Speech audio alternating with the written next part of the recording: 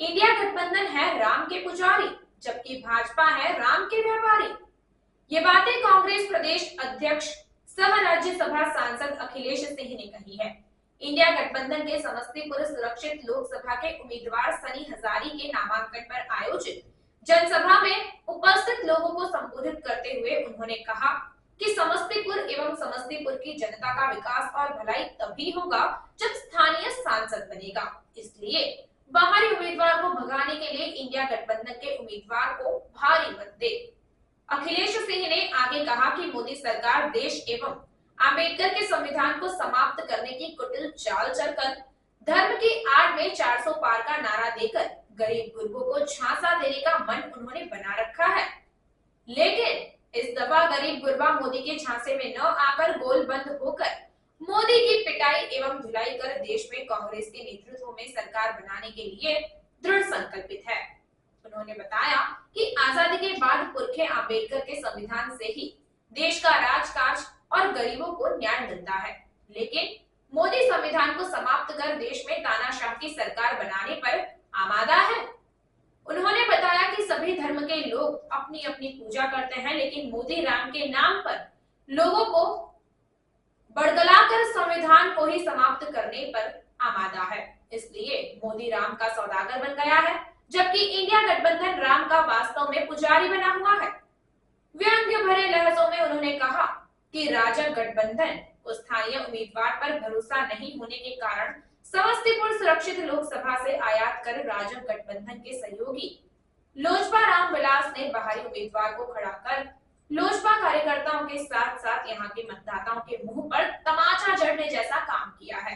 इसलिए समस्तीपुर की जनता रहने वाली रांची का चुनाव लड़ेगी। कराची वाले उम्मीदवार को नहीं, कतई मतदान नहीं करने वाले हैं।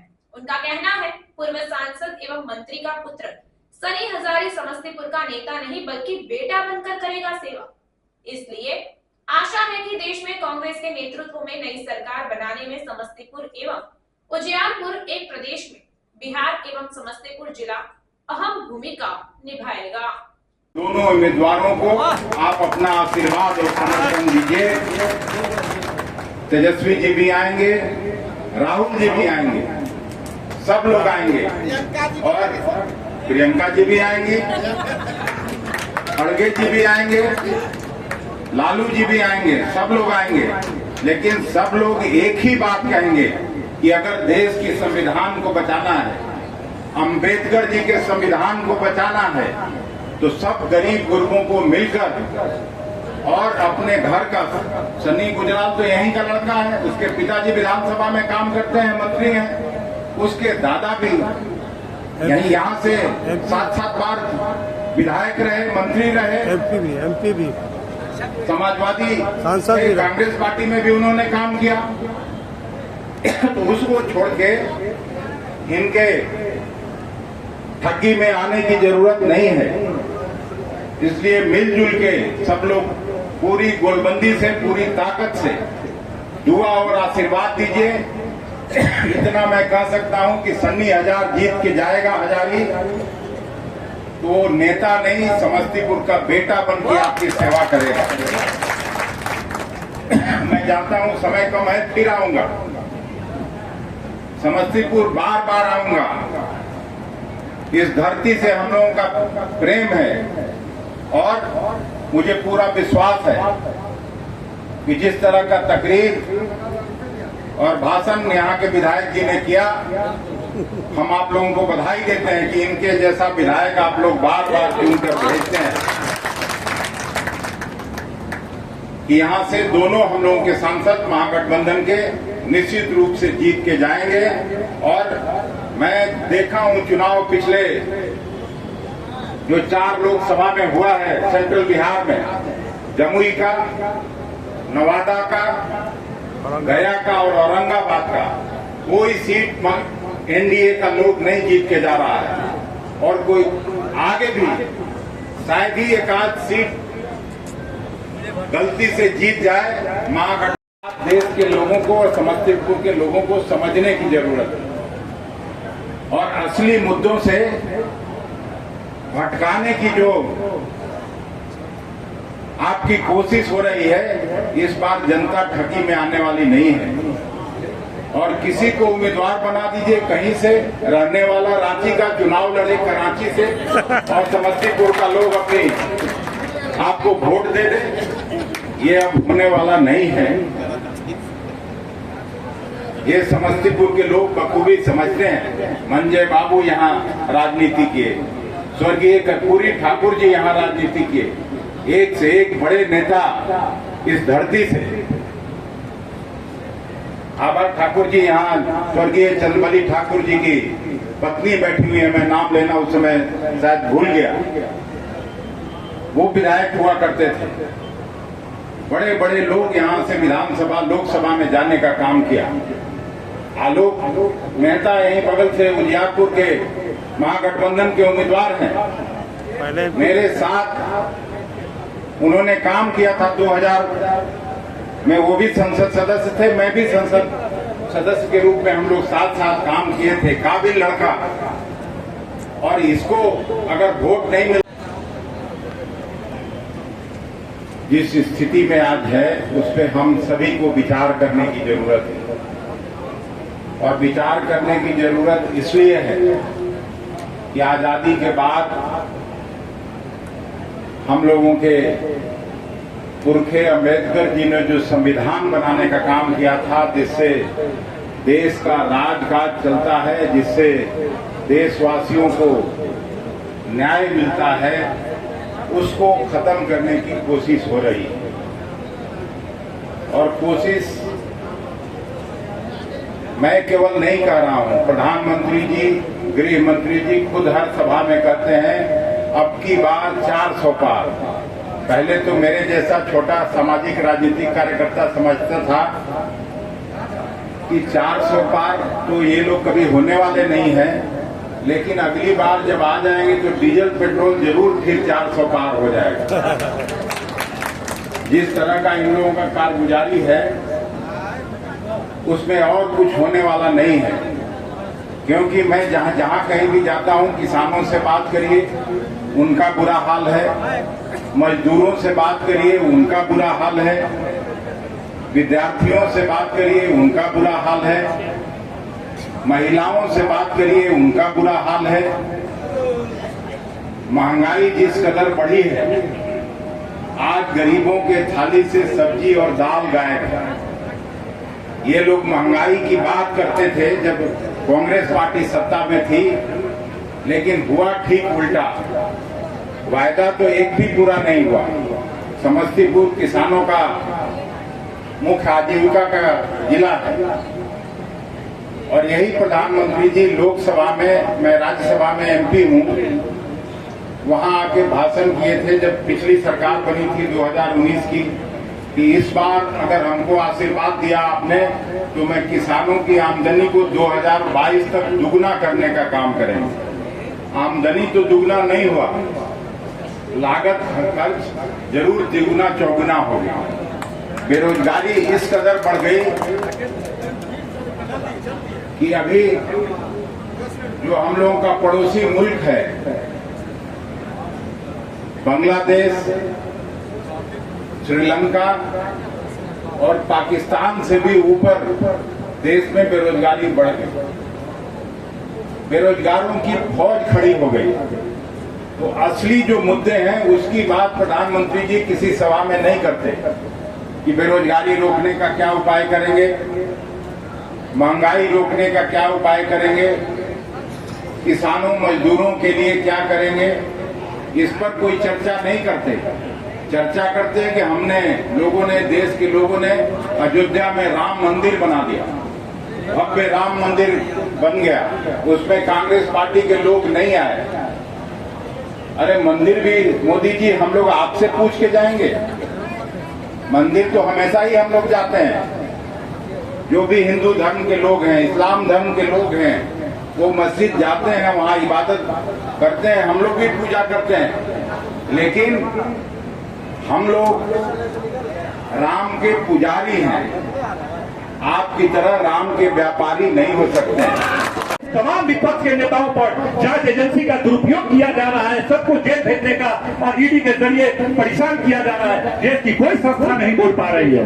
आप देखिए कि किस तरह से यहाँ की मीडिया एक पंगु की स्थिति में हो गई है और देश के सवाल, जनता के सवाल पर कुछ नहीं बोल पा रही है।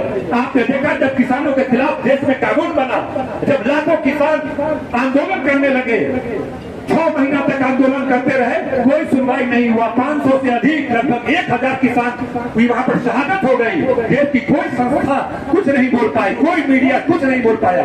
अर्थात यह है कि देश में लगभग लोकतंत्र समाप्ति के कगार पे पहुंच गया है। अगर पूरा सत्ता वैसे लोगों को मिलती है तो जो औपचारिकताएं हैं उसको करके देश के लोकतंत्र को खत्म करके एक तानाशाही व्यवस्था लागू करने का काम किया जाएगा। इस दुनिया में कई ऐसे देश हैं जहां पर तानाशाही व्यवस्था है, जहां पर कोई विपक्ष नहीं है, कोई जनता आंदोलन नहीं कर सकता है, कोई विरोध में आवाज नहीं उठा सकता है। कई ऐसा देश है इस दुनिया में जहां पर तानाशाही व्यवस्था है। हमारे भारत को दुनिया का सबसे बड़ा लोकतांत्रिक देश है, यहाँ पर भी तानाशाही व्यवस्था लागू करने की योजना है। इसलिए हमारे नेता लोग बोलते हैं, लालू जी भी बहुत पहले बोलते थे कि अगर ये एक बार प्रधानमंत्री बनेगा, इसकी सरकार बनेगी तो देश में लोकतंत्र खत्म हो जाएगा, देश को टूट जाएगा। ये बार बार बोलते थे लेकिन हम लोग समझ नहीं पाते थे। लेकिन आज 10 साल के शासन देखने के बाद यह लग रहा कि लालू जी बहुत पहले हम लोग को बोलते थे, जिसको हम लोग समझ नहीं पाए। लेकिन ये अंतिम मौका है देश को बचाने का, संविधान को बचाने का, अपने हक अधिकार को बचाने का। इसीलिए अखिलेश बाबू हम लोग आश्वस्त करते हैं, समस्तीपुर के एक एक कार्यकर्ता पूरी ताकत से जब तक चुनाव नहीं होता है, हम लोग गांव घर जा करके लोगों से बात करके आपके कैंडिडेट सन्नी हजारी को, हम लोगों का कैंडिडेट सन्नी हजारी को जिताने का काम करेंगे। बहुत बहुत धन्यवाद। एक मजबूत उम्मीदवार था। मैं शुक्रगुजार हूँ अपने इंडिया गठबंधन के कांग्रेस पार्टी के राष्ट्रीय अध्यक्ष का, प्रदेश अध्यक्ष का, और उन्होंने बहुत सूझबूझ के साथ यहाँ पर टिकट का सिलेक्शन किया और इस नौजवान को यहाँ से टिकट देकर मिसाल पैदा किया। मैं इसी क्षेत्र से कभी सांसद हुआ करता था और पार्लियामेंट में उस जमाने में मैं भी सबसे कम उम्र का सांसद था और कम उम्र के सांसद होते हुए अखिलेश बाबू उस समय केंद्र में मंत्री हुआ करते थे।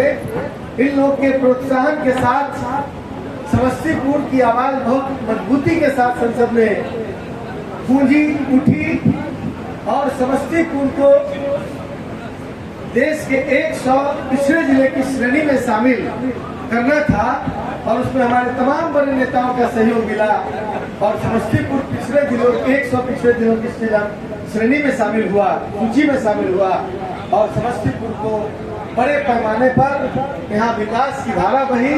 सब विकास योजना से लेकर और तरह तरह की योजनाएं जो सुने नहीं थे लोग, और यहाँ पर उतनी योजनाएं आई। 950 किलोमीटर सड़क रघुवंश बाबू के रहते हुए हम लोगों ने इस लोकसभा क्षेत्र के अंदर बनाने का काम किया। मैं आपको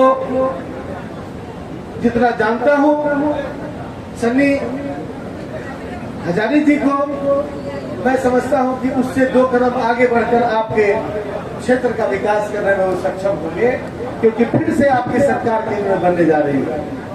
ये जो 400 पार का जुमला है, जो चुनाव हारने के बाद घोषित करें कि नहीं वो जुमला था।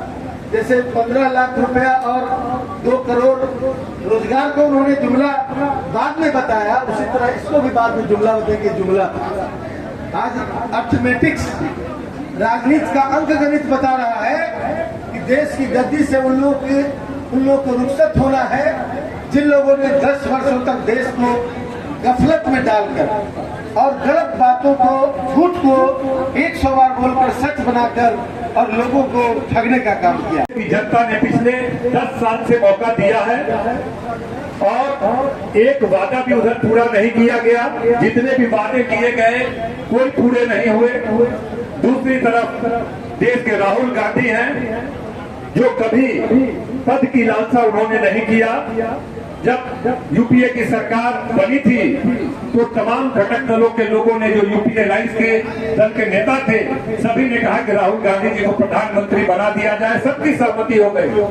लेकिन राहुल गांधी जी ने कहा कि अभी मैं देश का प्रधानमंत्री नहीं बनूंगा, अभी युवा हूं, अभी मुझे सीखना है, देश के लिए हम काम करेंगे, लेकिन प्रधानमंत्री किसी और को बनाइए। और एक अनुभवी अर्थशास्त्री मनमोहन सिंह जी को देश का प्रधानमंत्री बनाया गया। इससे यह संदेश जाता है कि राहुल गांधी कभी भी पद की लालसा नहीं रखते हैं, वरना वो जब चाहते देश के प्रधानमंत्री बन सकते हैं। और जो भी वादा करते हैं, कई राज्यों में उन्होंने वादा किया कि हमारी सरकार बनेगी, तुरंत किसानों का कर्जा माफ करेंगे। जो भी वादा किया, सरकार बनते ही 1 से 2 महीने के अंदर तमाम वादे को पूरा करने का काम किया। दूसरी तरफ हमारे वो है, उसका नेतृत्व कर रहे हैं बिहार में तेजस्वी प्रसाद यादव जी, जिन्होंने वादा किया कि हमारी सरकार बनेगी तो 10 लाख युवाओं को रोजगार देंगे। और वो मुख्यमंत्री बने भी नहीं, केवल उप मुख्यमंत्री बने, लेकिन इस शर्त पे बने कि अगर हम उप मुख्यमंत्री जदयू के साथ जाएंगे तो हमने जनता से वादा किया है 10 लाख रोजगार का, वो आपको देना पड़ेगा। और 17 महीने के अंदर ही 5 लाख लोगों को बिहार में रोजगार देने का काम किया। मतलब जो बोला सो करने का काम किया। इसीलिए देश की जनता, बिहार की जनता ने देखा है कि एक तरफ वो लोग हैं जो 10 साल में एक वादा पूरा नहीं किए, दूसरी तरफ राहुल गांधी और तेजस्वी यादव जैसा युवा नेता है जो बोलता है उसको करने का प्रयास करता है। इसलिए बिहार का जनता यह निर्णय ले चुका है कि इस बार हम तेजस्वी यादव जी के साथ जाएंगे, इस बार हम राहुल गांधी के साथ जाएंगे और सरकार बनाने का काम करेंगे। किसी से छुपा हुआ नहीं है। तमाम लोग बोलते हैं कि लोकतंत्र खतरे में है, संविधान बदलने का प्रयास किया जा रहा है। किसी से छुपा हुआ है कि लोकतंत्र हमारा कितना कमजोर कर दिया गया है, जो आज तक के इतिहास में भारत दुनिया का सबसे बड़ा लोकतांत्रिक देश कहलाता था। यहाँ 1 साल से मणिपुर में दंगा फसाद हो रहा है, आज तक प्रधानमंत्री एक शब्द नहीं बोले, कोई देश की संस्था नहीं बोल पा रही है, कोई कार्रवाई वहां के मुख्यमंत्री पे नहीं हो पा रहा है। आपने देखा कि लोकतंत्र को किस तरह कुचला जा रहा है। देश के सबसे लोकप्रिय नेता राहुल गांधी को की सदस्यता समाप्त कर दी जाती है केवल एक भाषण देने के कारण कि उन्होंने गलत भाषण दे दिया, सत्ता समाप्त कर गई। यह तानाशाही नहीं है। आपने देखा पार्लियामेंट के तमाम सांसदों को, जो भी लोकसभा में सांसद थे, तमाम दल के सांसद, सभी को सस्पेंड कर दिया गया और उनकी अनुपस्थिति में कई कानून को पास कर दिए गए। क्या यह लोकतंत्र की हत्या नहीं है? आपने देखा नहीं कि 2 मुख्यमंत्री को अनावश्यक झूठा आरोप लगा करके जेल में बंद कर दिया गया।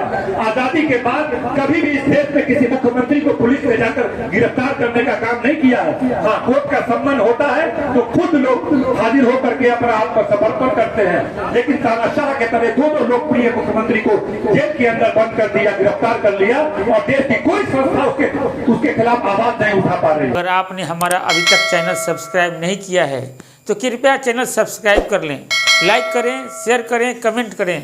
तो मिलते हैं फिर किसी और खबरों के साथ। नमस्कार।